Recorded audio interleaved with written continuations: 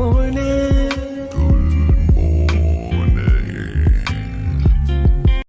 Good morning, my friends. Today is indeed a good day.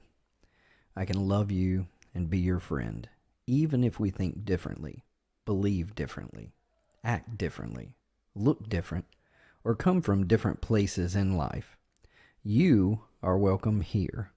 With that in mind, let's get our day started together. Let's slow down together each morning to contemplate valuable precepts and how we might apply these in our thoughts, words, and actions today, and how they might grow into practices, habits, and even ways of life, so that our life's example is rooted firmly in core values that are a benefit to ourselves and to all around us. It's going to be a terrific Tuesday, and this morning we are focusing on gentleness. Gentleness not as a weakness. Gentleness is not cowering or a demure behavior. It isn't fearfully tiptoeing through eggshells in order to avoid conflict. But gentleness requires a confidence to show care for others and to not just self-defend.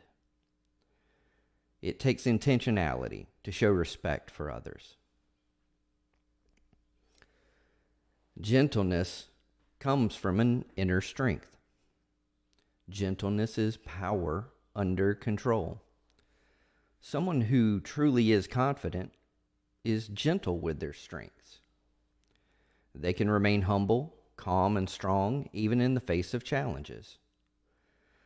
A gentle person does not have to wield their power in order to prove their strength. Now, what does gentleness look like in our lives?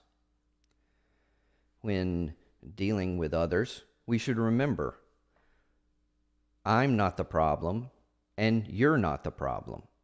The problem is the problem. And we're meant to work together on the same team to solve the problem. In relationships, you can't win a battle without losing the war.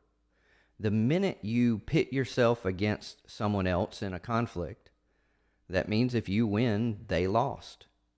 You never want to be in that position because the relationship loses every time. When someone tells you that you've hurt or offended them, we don't get to decide if we've actually hurt them or not. If we don't respond to others' hurts and wounds in a relationship, in a team, in a marriage, you'll not only lose trust, but eventually you will lose that relationship.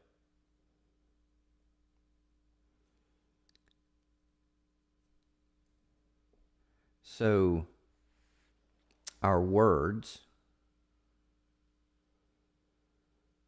like our actions, can be a shelter and an encouragement, or they can be a raging fire that brings destruction. Gentleness is like a guardrail that keeps us from setting forests ablaze around us. Gentleness can keep us from clicking send on that response that we wrote in reaction to something that offended us. Gentleness can help us find a way to be constructive and life-giving instead. Gentleness can help us focus on the problem, not on the person. Gentleness is about the relationship. It is about the problems being problems and people being people and keeping those separated. We should work together with people to resolve the problems, not label the people as problems, or we become a problem ourselves. Because at its core, gentleness is about preferring healthy relationships rather than demonstrating strength or defending our own egos. Gentleness shouldn't be applied preferentially, but should be promoted freely and generously in all of our relationships. We can even be gentle with our enemies. We can even be gentle with the bully and the harsh taskmaster and the stubborn in our lives. We should even be gentle with ourselves when we bully ourselves or others, when we are stubborn, or when we're harsh taskmasters as well. In fact, choosing gentleness with ourselves is a first step in the right direction to heal the underlying insecurities that drive those negative behaviors that oppose being gentle. We can see that being harsh with people takes less strength, takes less self-control, takes less confidence. So gentleness is not a weakness. It is not cowering and avoiding conflict. It is understanding the problem and bringing all of the resources to bear together against the problem, not against each other. There's a lot to chew on in this. For me, the application, seeing the problem as the problem, not pitting myself against others, and not seeing someone sharing that I've hurt or offended them as being an affront to myself, but as being an opportunity to heal and to make amends. And that's what I am chewing on this morning.